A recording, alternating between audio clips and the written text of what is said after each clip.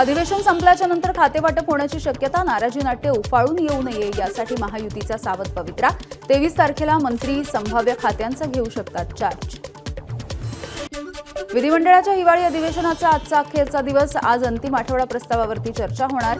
आज देखील विरोधक विधिमंडळ परिसराच्या बाहेर आंदोलन करण्याची शक्यता।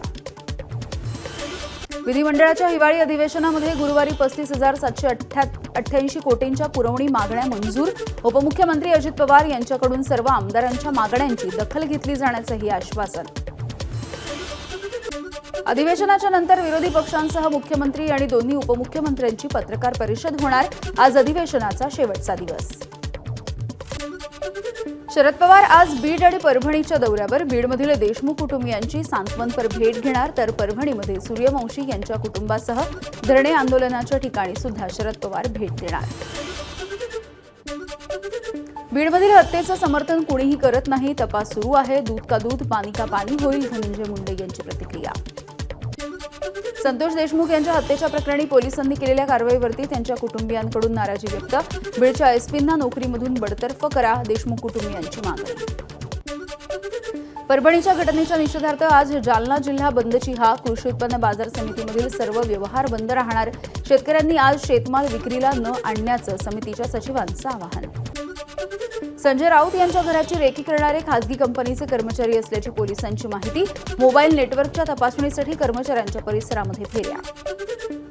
कल्याणच्या खडकपाडा पोलिसांनी अखिलेश शुक्ला याची खासगी गाडी जप्त केली। गाडीमधून अंबर दिवा देखील पोलिसांनी केला हस्तगत। कल्याण मारहाणीच्या प्रकरणी अखिलेश शुक्ला पोलिसांच्या ताब्यात। शुक्ला टिटवाळा परिसरामध्ये फिरत होता। एकूण 3 जण पोलिसांच्या ताब्यात। अखिलेश शुक्ला याचं निलंबन, मुख्यमंत्री फडणवीसांनी विधानसभेमध्ये दिली माहिती।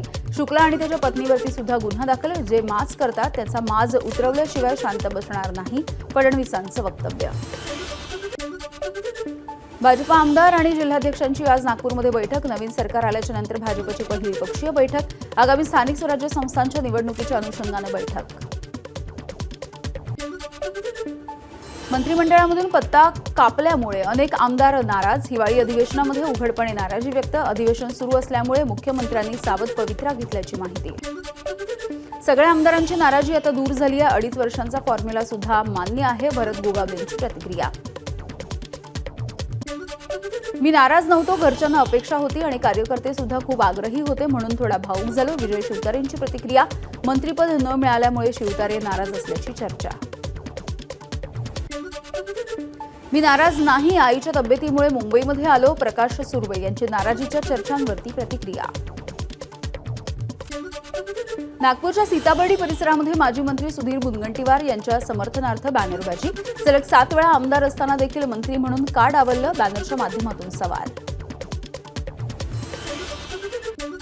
महाविकास आघाडीच्या खासदारांनी घेतली वाणिज्य मंत्री पियुष गोयल यांची भेट। कांद्यावरील निर्यात शुल्क शासनानं पूर्णपणे काढावं यासाठी दिलं निवेदन। युगेंद्र पवारांनी मत पडताळणीचा दाखल केलेला अर्ज परत घेतला। बारामती विधानसभा मतदारसंघामधून अजित पवारांकडून पराभूत झाल्याच्या नंतर मत पडताळणीसाठी युगेंद्र पवार यांनी केला होता अर्ज। कांद्यावरील निर्यात शुल्क, ऊसाची एफआरपी, साखरेची एमएसपी, इथेनॉलचे दर या संदर्भामध्ये आमदार सदाभाऊ खोत यांनी घेतली मुख्यमंत्र्यांची भेट। रोहित पवारांनी घेतली अजित पवारांची भेट। रोहित पवारांकडून अजित पवारांना मुख्यमंत्री होण्यासाठी शुभेच्छा। रोहित पवारांकडून भेटीचे फोटो एक्सवरती पोस्ट। आदित्य ठाकरेंनी घेतली प्रसाद लाड आणि प्रवीण दरेकर यांची भेट। फडणवीसांची भेट घेतल्याच्या नंतर झाली या दोघांचीही भेट। उपमुख्यमंत्री एकनाथ शिंदे यांच्याकडून सर्वपक्षीय आमदार आणि प्रशासकीय अधिकारी यांना स्नेहभोजनाचं निमंत्रण। मुख्यमंत्र्यांसहित महायुतीमधील अनेक आमदारांनी लावली उपस्थिती। मंत्रिपद मिळाल्याच्या नंतर गुलाबराव पाटील पहिल्यांदा जळगाव जिल्ह्यात। यावेळी कार्यकर्त्यांकडून जल्लोषात स्वागत। कुर्ला इथल्या बेस्ट बसच्या अपघाताच्या नंतर पालिका ॲक्शन मोडवर। कुर्ला एल भागामध्ये असलेल्या मुख्य रस्त्यावरच्या दुकानांचे अनधिकृत शेड आणि फुटपाथवरचे बाकडे सुद्धा काढले। विविध पुलांच्या गर्डर लॉन्चिंगसाठी शनिवारी आणि रविवारी मध्य रेल्वेवरती ट्रॅफिक आणि पॉवर ब्लॉक। एक्सप्रेसचे मार्ग बदलले जाणार असून काही उपनगरीय सेवा सुद्धा रद्द। मध्य रेल्वेवरती रविवारी मेगा ब्लॉक। ठाणे कल्याण स्थानकांच्या दरम्यान अप आणि डाऊन जलद मार्गावरती ब्लॉक असेल। पश्चिम रेल्वे मार्गावरती वसई रोड ते भाईंदर स्थानकाच्या दरम्यान अप आणि डाऊन धीम्या मार्गावरती रात्रकालीन ब्लॉक आज रात्री 12:30 ते पहाटे 4 वाजेपर्यंत ब्लॉक असेल। ट्रान्स हार्बर मार्गावरती ठाणे वाशी नेरूळ या स्थानकांच्या दरम्यान ब्लॉकच्या कालावधीमध्ये पनवेल ते ठाणे आणि ठाणे ते वाशी नेरूळ पनवेल या मार्गावरची लोकल सेवा रद्द। रेल्वेच्या UTS ॲपवरून अनारक्षित तिकीट काढल्यावरती मिळणार 3% बोनस। यापूर्वी आर वॉलेटच्या रिचार्जवरती 3% बोनस जमा होत होता। मुंबई सेंट्रलमधून एसटीच्या फेऱ्यांमध्ये कपात। मुंबई सेंट्रल बस स्थानक परिसराच्या काँक्रिटीकरणाचं काम 23 डिसेंबरपासून सुरू होणार। प्रवाशांची गैरसोय टाळण्यासाठी परळ, दादर आणि कुर्ला या बस स्थानकामधून बस सोडल्या जाणार। पूर्व द्रुतगती महामार्ग ते BKC प्रवास अतिवेगवान होणार। BKC कनेक्टर खालून जाणारा 180 मीटर लांबीचा रस्ता पूर्ण। सोमवारपासून मार्ग सेवेत दाखल होणार। मुंबईची हवा अत्यंत खराब झाली असून आणीबाणीची स्थिती निर्माण। उच्च न्यायालयाने व्यक्त केली चिंता। वाहतूक कोंडीमुळे हवेची गुणवत्ता खालावली, न्यायालयाचं निरीक्षण। नव्या वर्षामध्ये केंद्र सरकार FSI क्षेत्र निर्देशांक शुल्कावरती तब्बल 19% GST लागू करणार। परिणामी घरांच्या किमती 10% वाढू शकतात। गेल्या 2 दिवसांमध्ये सोन्याच्या दरात 1100 रुपयांची घसरण, तर चांदी मागे किलोच्या मागे अंदाजे 3000 रुपयांची घसरण।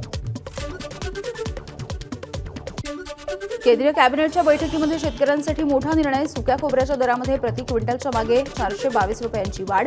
11,582 रुपयांना खरेदी केलं जाणार, तर बॉल खोबऱ्याला प्रति क्विंटलच्या मागे 100 रुपये वाढ। पार्लेजीची बिस्किटं जानेवारीपासून 5% महागणार। पाम तेलाचं आयात शुल्क वाढल्यामुळे कंपनीचा निर्णय। पार्लेजी बिस्किटाच्या पुढ्याचं वजन सुद्धा कमी होणार। सोलापूर कृषी उत्पन्न बाजार समितीमध्ये पुढील 2 दिवस कांद्याचे लिलाव बंद राहतील। माथाडी कामगारांनी माल उचलला नसल्यामुळे आज लिलावासाठी कांदा बाजारामध्ये येणार नाही। महिलांच्या कलेला आणि उत्पादनांना प्रोत्साहन देणारं आणि त्यांना बाजारपेठ मिळवून देणारं महालक्ष्मी सरस हे भव्य प्रदर्शन वाशीत सिडको एक्झिबिशन सेंटरमध्ये सुरू असलेलं हे प्रदर्शन 25 डिसेंबरपर्यंत सुरू राहील।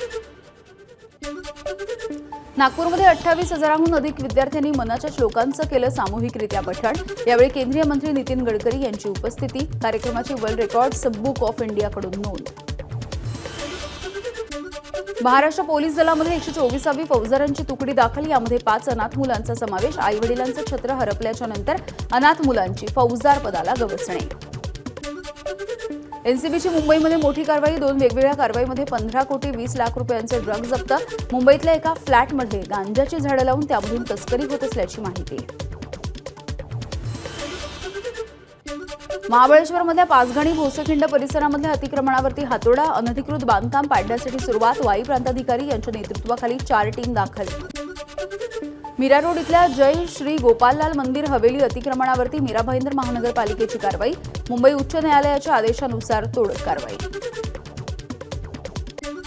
मुंबईच्या छत्रपती शिवाजी महाराज वस्तू संग्रहालयाच्या तज्ज्ञ समितीने शिर्डीच्या साई मूर्तींचं केलं अतिसूक्ष्म निरीक्षण। 1.5 महिन्याने समिती देणार साईबाबा संस्थानाला अहवाल।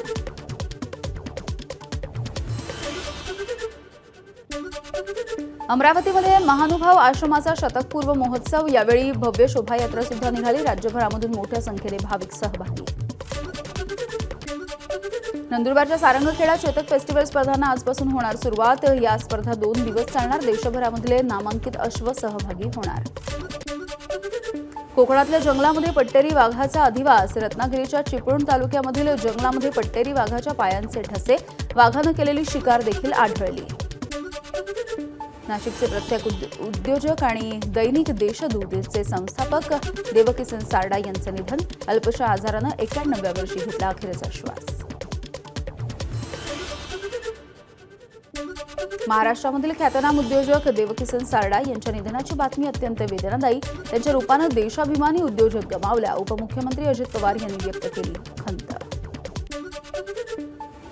मीरा भाईंदर पालिका आयुक्तांच्या नावानं पैशांची मागणी करणारे संदेश व्हायरल। आयुक्त संजय काटकरांकडून या सगळ्या प्रकाराचं खंडन, तर अशा संदेशांना बळी न पडण्याचंही आवाहन। ठाण्यामधल्या विवियाना मॉलमधील परप्रांतीय सुरक्षा रक्षकाकडून महिला रिक्षा चालकाला मारहाण। मॉलमध्ये आलेल्या ग्राहकाचं भाडं नाकारल्यामुळे मारहाण। मनसेच्या कार्यकर्त्यांनी दिला सुरक्षा रक्षकाला चोप। परळी नगरपालिकेमध्ये राष्ट्रवादी काँग्रेसच्या माजी नगरसेवकाच्या पुत्राकडून कर्मचाऱ्याला मारहाण, माजी नगरसेवकासह तिघांच्या विरोधामध्ये गुन्हा दाखल, प्रकार सीसीटीव्हीमध्ये कैद. घराच्या छतावरती चढून 7 लाख रुपयाचे दागिने चोरणाऱ्याला अटक, बोरिवली पोलिसांची कारवाई. जालन्यामध्ये गर्भनिदान करणारी अवैध सोनोग्राफी मशीन विक्री प्रकरणांमध्ये 2 डॉक्टरांना अटक, यापूर्वी सुद्धा 3 जणांना झाली अटक. ठाण्यामध्ये एका वृद्धाला अटकेची भीती दाखवून 8,65,000 रुपयांची फसवणूक, पोलीस अधिकारी असल्याचे सांगत फसवणूक. बीडच्या परळी नगर परिषद कार्यालय मारहाणीच्या प्रकरणी एका माजी नगरसेवकासह अन्य 3 जणांच्या विरोधामध्ये गुन्हा दाखल. 2016 पासून अनुसूचित जाती जमाती आणि इतर मागासवर्गीय उमेदवारांसाठी राखीव असलेल्या 4 लाखांपेक्षा अधिक रिक्त जागा भरल्या, केंद्रीय मंत्री जितेंद्र सिंह यांची माहिती. वर्ल्ड इकॉनॉमिक फोरम 2024च्या पर्यटन विकास निर्देशांकामध्ये भारत 39व्या क्रमांकावरती, मंत्री गजेंद्र सिंह शेखावतांची माहिती. जगातील सर्वात मोठी एक्सप्रेस वाहतूक कंपनी फेडेक्स भारतामध्ये प्रादेशिक एअर हबची स्थापना करणार, फेडेक्सचे सीईओ रिचर्ड स्मिथ यांची माहिती. आयटी, रिटेल, टेलिकॉम, बीएफएसआय यांच्या नेतृत्वाखाली 2025 मध्ये भारताच्या जॉब मार्केटमध्ये 9% वाढ होण्याचा अंदाज. भारतीय फार्मा क्षेत्र जागतिक स्तरावरती 3रं सर्वात मोठं उद्योग क्षेत्र, 2023-24 मध्ये फार्मास्युटिकल मार्केट $50 अब्ज इतकं. भारत आणि फ्रान्सच्या राष्ट्रीय संग्रहालयासाठी सामंजस्य करार, संग्रहालय पूर्ण झाल्यावरती हे संग्रहालय जगातील सगळ्यात मोठं संग्रहालय असेल. देशातील मोबाईल सबस्क्रिप्शनची संख्या आता 115 कोटी इतकी, राज्यमंत्री डॉक्टर चंद्रशेखर पेमासानी यांची माहिती. जंगलामध्ये उभ्या असणाऱ्या कारमधून 52 किलो सोनं आणि 9 कोटी रुपयांची रोकड जप्त, आयटीच्या कारवाईमुळे खळबळ. जयपूरमध्ये झालेल्या एलपीजी ट्रक आणि सीएनजी टँकरच्या धडकेमध्ये 12 जणांचा मृत्यू तर 35 जण गंभीररित्या जखमी.